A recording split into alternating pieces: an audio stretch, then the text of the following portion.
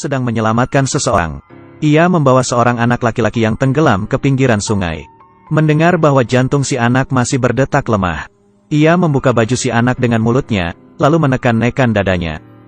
Sayang, tenaganya tidak cukup. Anjing itu pun bergegas lari naik ke atas jembatan kayu. Kemudian lompat setinggi mungkin. Si bocah berhasil diselamatkan. Anjing yang bernama Xiao Huang itu tahu bahwa badan si anak sangat lemah. Ia pun menangkap seekor ikan dari dalam sungai. Anak itu sangat berterima kasih padanya. Ia menengok ke bawah, mencari tahu jenis kelamin si anjing. Cocok dijadikan saudara laki-laki. Setelah itu, Xiao Huang pun dipelihara si anak itu. Anjing itu sangat cerdas. Dengan melihat saja, ia sudah bisa belajar menaiki skateboard. Membuat sepasang suami istri tua yang ada di jalan berdecak kagum. Ia juga adalah seekor anjing yang mengerti budaya. Suka membaca majalah. Tak hanya itu, ia juga jago bermain game. Anjing paling keren yang ada di dalam ruang bermain. Ketika si anak ingin membuat tugas, Xiao Huang bersimpuh, menjadikan badannya sebagai meja. Ketika si anak sedang memancing, ia dengan tenang duduk di sebelahnya sambil mendengarkan musik. Namun hubungan mereka tidak selalu baik. Ada kalanya Xiao Huang menjadi nakal. Sengaja bersembunyi agar si anak mencari-cari dirinya. Si anak semakin panik. Nada bicaranya sedikit meninggi. Xiao Huang sadar ia salah. Suatu hari, karena ayah si anak dipindah tugaskan, satu keluarga pun bersiap-siap untuk pergi. Tapi Xiao Huang ketiduran. Kemarin malam, ia berkencan dengan anjing Teddy milik tetangga. Ia telah menyiapkan setangkai bunga dan sampahnya. Lalu mengajak si anjing Teddy kecil untuk menghampiri rumahnya yang ada di halaman belakang. Besoknya, ia terbangun dan sadar. Majikannya sudah pergi naik mobil meninggalkan rumah. Ia berlari dan mengejar, hingga keluar kota. Tapi tetap saja tidak terkejar. Sembari menatap mobil yang kian melaju kian menjauh itu, Xiao Huang dengan lelahnya berdiri menunggu mereka kembali. Ia pun menunggu hingga siang hari, sehingga membuat jalanan menjadi macet. Ketika seorang polisi menghampirinya, ia mencium bau bir yang sangat menyengat. Ia pun menggambar sebuah garis di atas jalan. Ingin tahu apakah Xiao Huang dapat berjalan melewati garis itu. Untuk membuktikan bahwa dirinya sepenuhnya sadar, Xiao Huang berdiri dan berjalan mendekati polisi itu. Tapi si polisi masih saja memberinya surat tilang. Setelah beristirahat, ia melanjutkan pencariannya dengan mengikuti sepanjang jalur. Akhirnya, ia mencium bau yang tidak asing di sebuah tiang. Rupanya si anak takut Xiao Huang terlantarkan. Di sepanjang jalan yang ia telusuri, dan juga tempat-tempat makan, ia meninggalkan jejak aroma tubuhnya. Xiao Huang melalui aroma itu terus mencari dari pagi hingga malam. Ditambah lagi tidak adanya air dan makanan. Xiao Huang pun mulai berhalusinasi, dan akhirnya jatuh pingsan di pinggiran jalan. Saat itu lewatlah seorang lalu membawanya pulang. Tapi setelah tiba di rumah pria itu, ia sadar bahwa pria itu adalah seorang penjual anjing. Khususnya anjing yang terlantar di pinggir jalan. Yang kemudian ia buat menjadi sosis anjing lalu disajikan di restoran. Penjual anjing itu mengunci Xiao Huang di dalam sebuah kandang. Anjing lainnya pun penasaran. Lalu bersama-sama mengeluarkan cermin yang berbeda-beda. Ingin melihat rupa si anjing malang itu. Tapi Xiao Huang tidak sudi diperlakukan seperti ini. Dia ingin kabur dari sana. Kemudian mulai menggali-gali, sedangkan temannya yang lain menyaksikannya melalui cermin. Menyadari bahwa ada tanda-tanda seseorang akan datang, Xiao Huang segera menutupi lubang yang ia buat dengan sehelai kain. Setelah si penjual anjing pergi, ia pun bergegas melarikan diri dari lubang yang telah ia gali. Kemudian membuka kandang-kandang anjing lainnya, membawa kabur semua anjing yang ada. Si penjual anjing mendengar ada suara gonggongan dari luar. Setibanya di luar ia tercengang. Lalu dikelilingi oleh sekumpulan anjing. Para anjing itu pun meletakkan si penjual daging di sebuah kandang dan kemudian membawanya. Xiao Huang memegang kemudi di depan mobil. Dan yang lainnya mendorong sekuat tenaga dari belakang.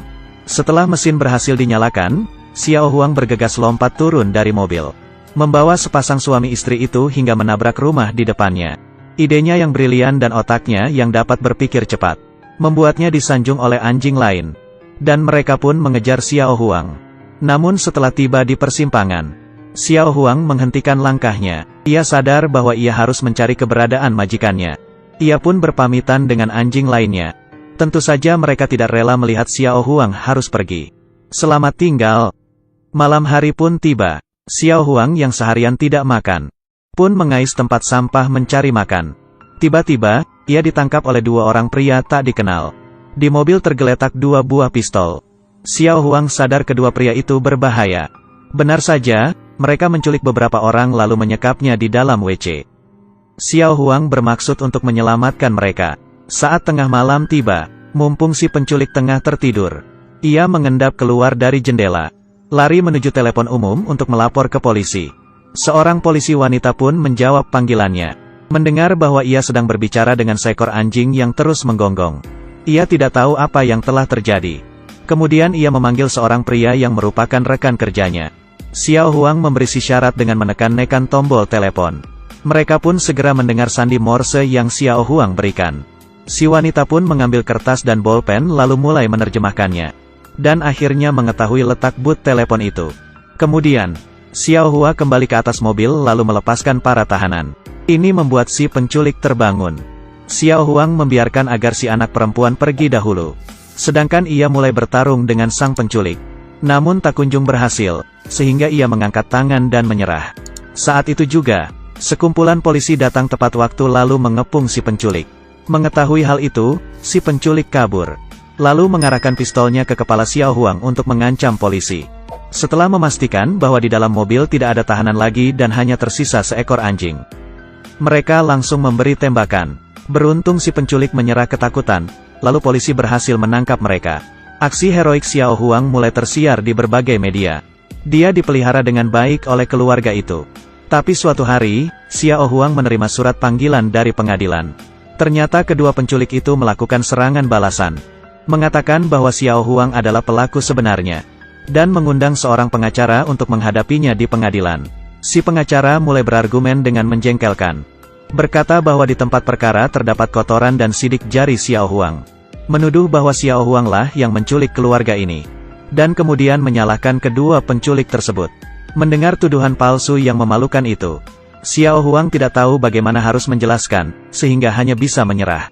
Akhirnya, Xiao Huang dipenjara 3 tahun. Temannya di sana adalah seorang pria berkacamata. Setelah melihat sekeliling, Xiao Huang menemukan kesempatan. Ia kembali menggali. Ia menggali di pojokan tembok. Sedangkan si pria berkacamata mengawasi di depan pintu penjara. Saat tengah malam, semuanya sudah siap.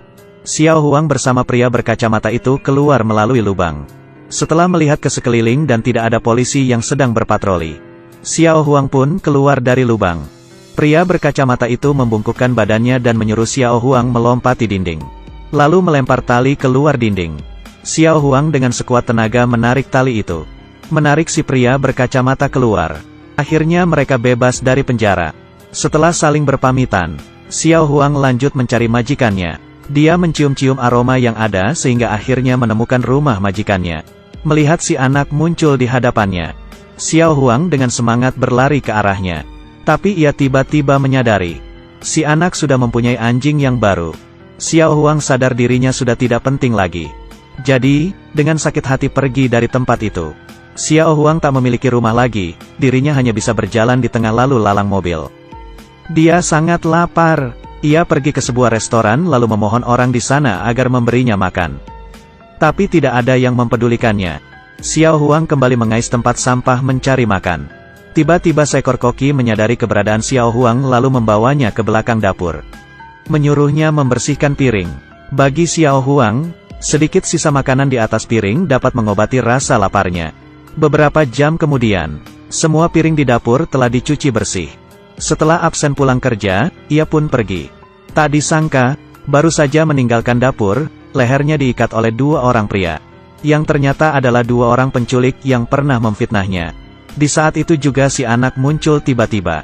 Ia memegayuh sepeda dengan tenaganya lalu menabrak kedua penculik itu, sembari terus mengganggu si penculik. Si anak berteriak agar Xiao Huang cepat kabur. Akhirnya, si anak ditangkap oleh penculik itu dan mengurungnya di sebuah gudang. Xiao Huang tidak meninggalkan si anak begitu saja. Ia mulai bertarung lagi dengan si penculik. Kedua penculik itu pun sangat terpancing amarahnya, lalu mengikat Xiao Huang pada sebuah tiang bersama si anak. Setelah mengatur bom waktu, mereka akan hancur meledak berkeping-keping ketika waktunya tiba. Penculik itu pergi sembari membuang puntung rokok di tengah puing-puing. Tak lama kemudian, mulai tersulut api di sekitar sana. Xiao Huang berusaha keras mencabut tali yang mengikatnya. Ia menggigit tali yang mengikat tubuh si anak, ingin melepaskan dan menyelamatkan bocah itu. Tapi api semakin ganas. Mereka pun terperangkap hingga sesak bernapas. Si anak melihat ada tombol pemadam api di tembok. Dia meminta agar Xiao Huang menekan tombol itu. Tapi Xiao Huang melihat api yang besar di hadapannya. Menjadi takut lalu berjalan mundur. Karena saat kecil, Xiao Huang pernah mengalami kebakaran hebat. Ibunya mati terbakar di sana. Baginya, api adalah bayangan yang selalu menghantui jiwanya. Tapi Xiao Huang melihat anak itu jatuh pingsan. Dia sadar bahwa dia harus pergi menekan tombol itu. Atau tidak sang anak akan mati terbakar. Ia pun tanpa ragu, mengambil ancang-ancang lalu melompat dan menekan tombol itu. Setibanya di lokasi, pemadam kebakaran langsung menyelamatkan si anak. Si anak memberitahu kepada petugas pemadam. Di sampingnya masih ada sebuah kotak yang terpasang sebuah bom. Petugas pemadam mendorong kotak itu. Dan kemudian Xiao Huang menemukan bomnya. Menggigit bom itu lalu membawanya kabur keluar. Tidak lari begitu jauh. Bom itu pun meledak. Si anak sangat tidak percaya. Xiao Huang pergi meninggalkannya begitu saja. Ia terkejut dan kemudian jatuh pingsan. Setelah terdasar, dokter membawanya ke ruang perawatan. Di sana terdapat sekumpulan orang. Dan semuanya adalah orang yang pernah ditolong oleh Xiao Huang. Dokter dengan perlahan membuka gorden, dan ternyata itu adalah Xiao Huang. Xiao Huang terbaring dengan kedua tangannya yang terluka. Tapi beruntungnya ia tidak mati. Xiao Huang juga senang dapat bertemu dengan orang yang merawatnya dan yang selama ini ia bantu. Jika kamu juga memiliki seekor anjing, rawatlah ia sebaik mungkin. Karena ia adalah teman hidupmu yang paling setia.